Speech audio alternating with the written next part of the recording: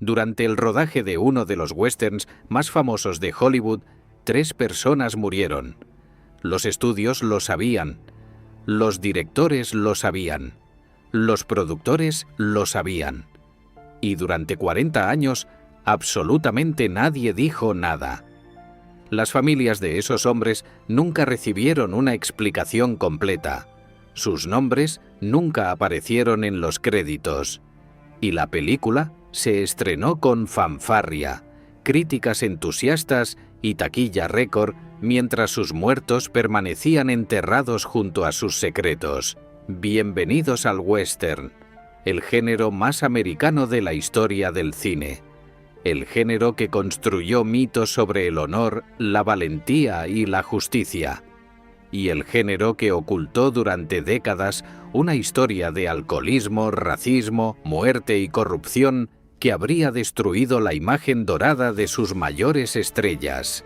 Hoy vamos a entrar al set. Y lo que vamos a encontrar no se parece en nada a lo que viste en la pantalla.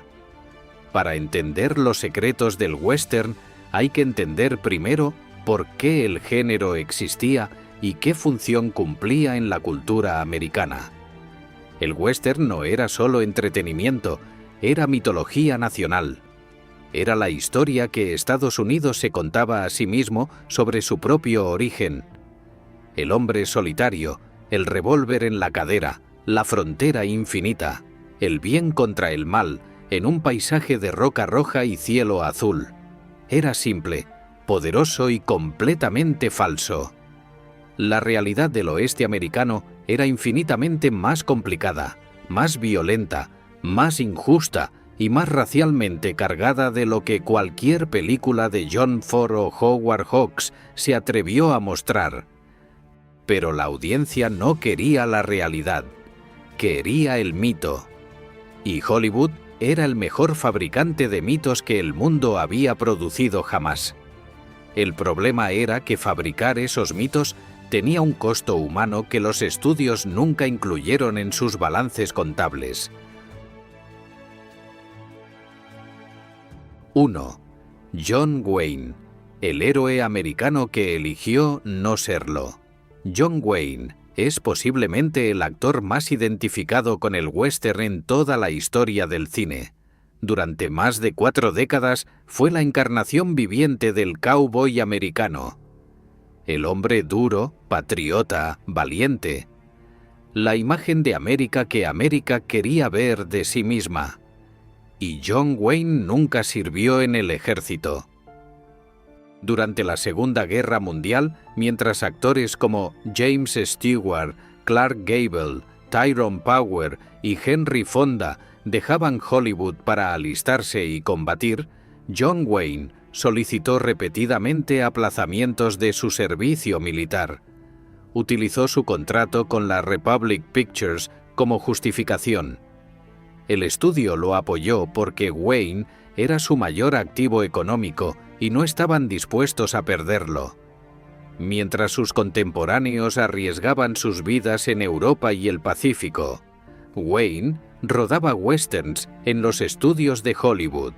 Lo que hace esto particularmente impactante es el personaje público que Wayne construyó después de la guerra. Se convirtió en uno de los portavoces más agresivos del patriotismo americano más extremo. Durante la era del macartismo, colaboró activamente con la caza de brujas en Hollywood, proporcionando nombres de colegas que consideraba comunistas o insuficientemente patriotas. Ayudó a destruir carreras de personas que sí habían servido al país mientras él rodaba películas. Sus conexiones políticas iban más allá del macartismo. Wayne fue uno de los fundadores de la Motion Picture Alliance for the Preservation of American Ideals, una organización que en la práctica funcionaba como un brazo del movimiento anticomunista dentro de Hollywood. Desde esa posición ayudó a construir las listas negras que destruyeron a escritores, directores y actores durante años. Las declaraciones públicas de Wayne sobre la supremacía blanca fueron documentadas en una entrevista de Playboy de 1971 que escandalizó incluso a parte de su base de seguidores más conservadora. Habló abiertamente sobre su creencia en la superioridad de la civilización blanca y sobre el trato que los nativos americanos habían recibido de manera que normalizaba el genocidio histórico. Todo esto mientras interpretaba en pantalla al hombre más honorable del oeste.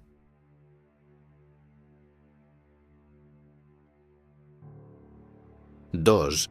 El alcoholismo endémico. El set que nunca estaba sobrio.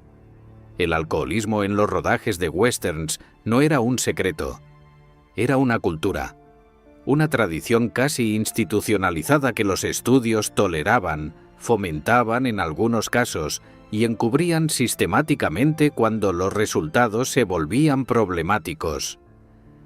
El desierto de Monument Valley, el paisaje icónico de decenas de westerns clásicos, era en la práctica un campo de trabajo aislado, donde las normas sociales normales dejaban de aplicarse.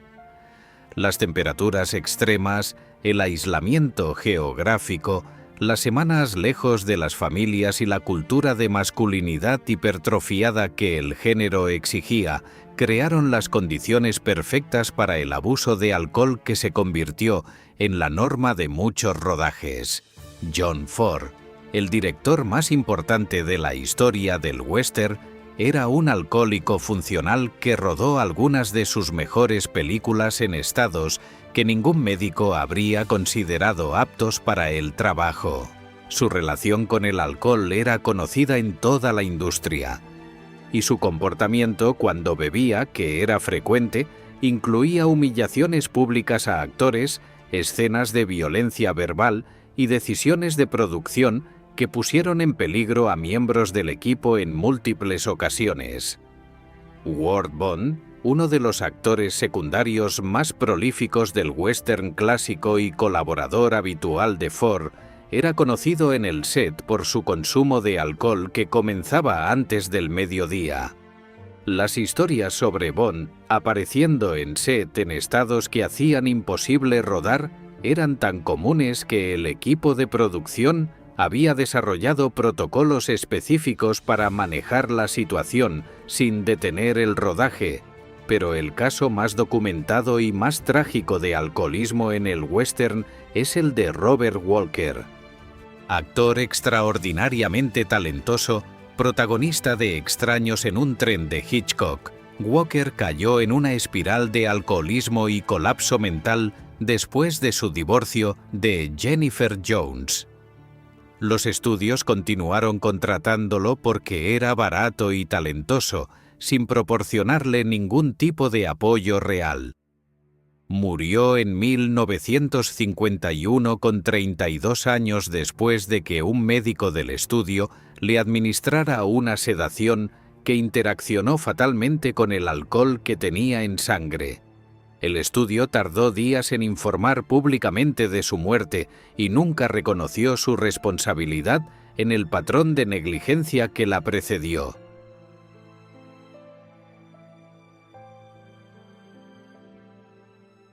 ¡3! Muertes reales en el rodaje. Lo que los estudios enterraron. El rodaje de westerns era genuinamente peligroso. Las caídas de caballos, las explosiones, las persecuciones, las peleas coreografiadas que no siempre salían como estaban planeadas. Y los estudios habían desarrollado una política clara y despiadada respecto a los accidentes: minimizar, encubrir y seguir rodando. El caso más documentado y más perturbador de muerte durante el rodaje de un western involucra la película The Conqueror de 1956, protagonizada por John Wayne. Esta producción se rodó en las cercanías de St. George, Utah, a menos de 200 kilómetros de un sitio de pruebas nucleares donde el ejército americano había detonado 11 bombas atómicas el año anterior. Los vientos dominantes llevaban la lluvia radiactiva directamente hacia la zona de rodaje. Los productores sabían que había habido pruebas nucleares en la zona. El Comisión de Energía Atómica les informó que los niveles de radiación eran seguros. Mintieron o simplemente estaban equivocados de una manera que resultó ser criminal. El equipo de producción pasó 13 semanas rodando en ese suelo contaminado. John Wayne y sus actores jugaban en esa arena entre toma y toma. Los niños de algunos miembros del equipo que los habían acompañado al rodaje correteaban por ese paisaje mientras los adultos trabajaban.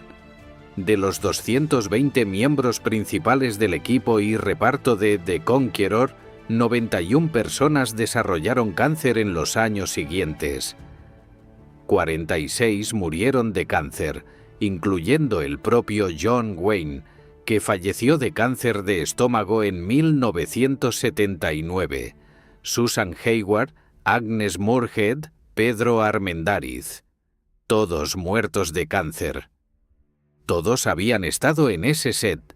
El productor Howard Hughes compró todos los derechos de distribución de la película después de la muerte de Armendáriz y la mantuvo fuera de circulación durante años.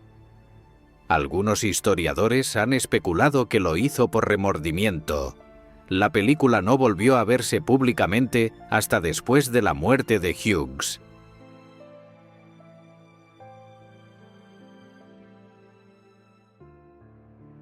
¡4! Roy Rogers y Trigger. El mito más extraño de Hollywood. Roy Rogers fue durante la década de los 40 el cowboy más popular de América. El rey de los cowboys lo llamaban, y su caballo Trigger era tan famoso como él.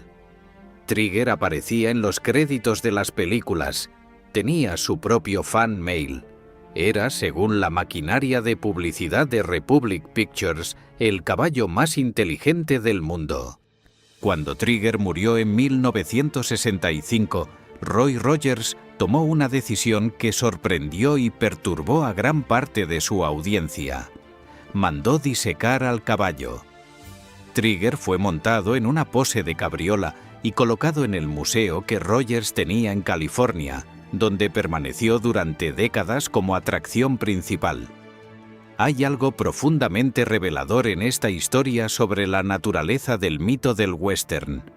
Trigger no era un caballo, era una propiedad de Republic Pictures, era un activo de marketing, era parte de una maquinaria comercial que había convertido un animal en un símbolo y luego había vendido ese símbolo millones de veces. Y cuando el animal murió, su propietario no pudo separar la pérdida personal del valor comercial. Lo disecó porque no podía permitirse perder ese activo, ni económica ni emocionalmente. La historia de Trigger es la historia del western en miniatura. La transformación de algo real y vivo en un producto comercial preservado artificialmente para consumo indefinido.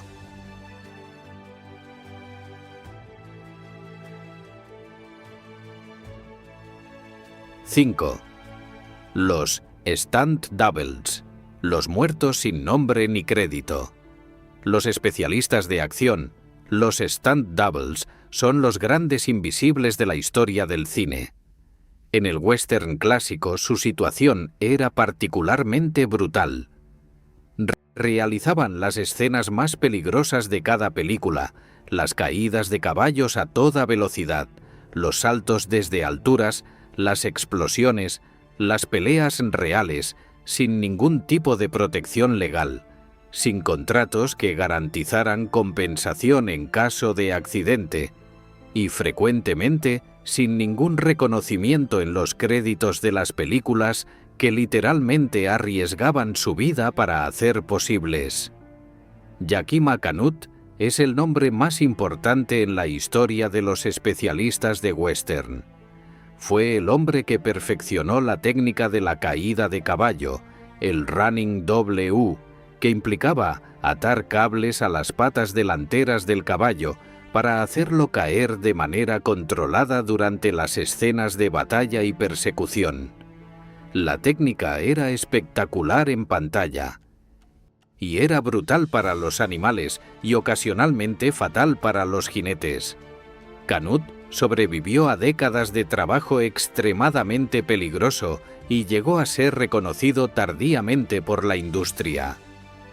Pero los hombres que trabajaron bajo sus órdenes y bajo las órdenes de otros coordinadores de especialistas en los años 30, 40 y 50 no tuvieron la misma suerte. Sus accidentes fueron documentados internamente por los estudios y luego archivados. Sus lesiones permanentes fueron tratadas como costos inevitables del negocio, y sus muertes, cuando ocurrieron, fueron manejadas con la misma frialdad corporativa que cualquier otro problema de producción. Los estudios desarrollaron fórmulas específicas para pagar a las familias de especialistas muertos en rodaje. Pagos únicos, sin reconocimiento de responsabilidad, acompañados de acuerdos de confidencialidad que las familias firmaban porque no tenían recursos legales para hacer otra cosa. Era el precio de existir en los márgenes del sistema de las estrellas. 6. El racismo contra los actores nativos americanos. El western construyó su narrativa sobre la figura del nativo americano como villano, como obstáculo, como fuerza salvaje que la civilización blanca debía superar. Y para interpretar esos roles, Hollywood recurrió durante décadas a una práctica que hoy resulta casi increíble. Contrató principalmente a actores blancos pintados de oscuro para interpretar a personajes nativos americanos. Cuando sí contrataba a actores nativos americanos reales, las condiciones de trabajo eran radicalmente diferentes a las que recibían sus compañeros blancos. Salarios inferiores, sin alojamiento en los hoteles donde se hospedaba el resto del equipo, frecuentemente sin contratos formales, trabajando como extras con pago en efectivo, sin ningún registro documental, sin acceso a los servicios médicos del set cuando sufrían accidentes. Iron Eyes Cody fue durante décadas el actor nativo americano más famoso de Hollywood. Apareció en decenas de westerns. Se convirtió en un símbolo cultural cuando protagonizó el famoso anuncio ecologista de los años 70, llorando por la contaminación. Y era siciliano. Nacido espera a Oscar de Corti en Louisiana, hijo de inmigrantes italianos. Había construido toda su carrera sobre una identidad étnica completamente fabricada. El hecho de que el nativo americano más famoso de Hollywood fuera un italiano disfrazado dice absolutamente todo lo que necesitas saber sobre cómo la industria trató a las comunidades nativas reales durante la era del western clásico.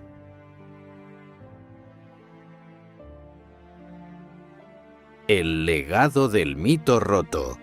El western americano fue el género más poderoso de propaganda nacional que el cine ha producido jamás.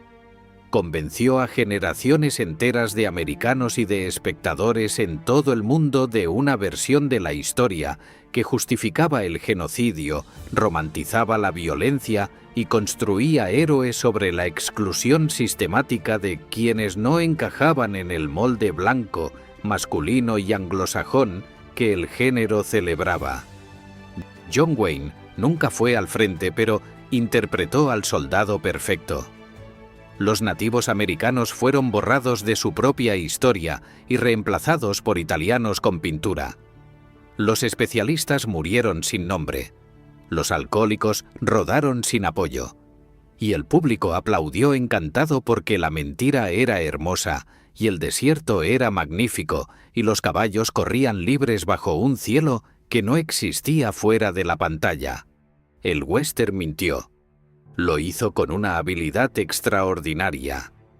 Y esa mentira tiene consecuencias que la cultura americana todavía está procesando. Conocer la verdad detrás del mito no arruina las películas, las hace más honestas.